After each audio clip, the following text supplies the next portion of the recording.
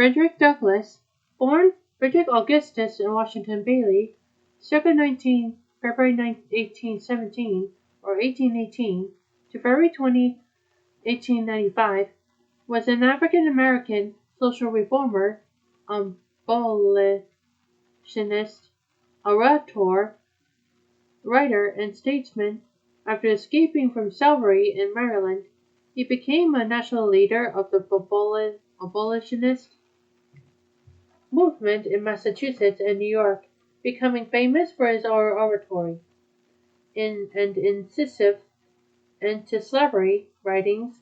Accordingly, he was described by abolitionists in his time as a living counterexample to slaveholders' arguments that slaves lacked the intellectual capacity to function as independent American citizens.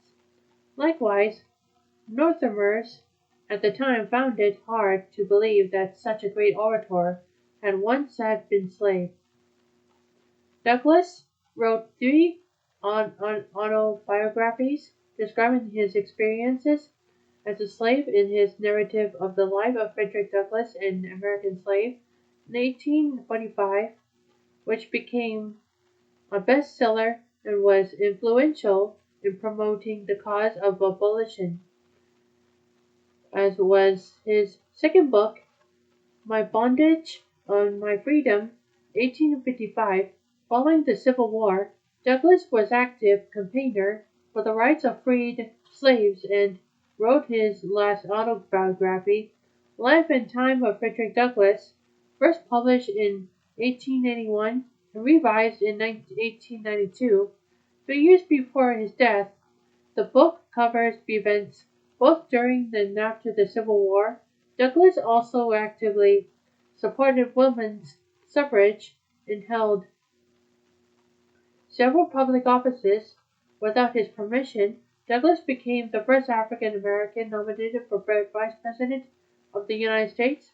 As a running mate and vice presidential nominee of Victoria Woodhull on the Equal Rights Party ticket, Douglass believed in dialogue and in making alliances across racial and ideological divides, as well as in the liberal values of the U.S. Constitution. When radical abolitionists, under the motto "No Union with Slaveholders," criticized Douglass's willingness to engage in dialogue with slave owners, he replied, I would reunite with anybody to do right and with nobody to do wrong.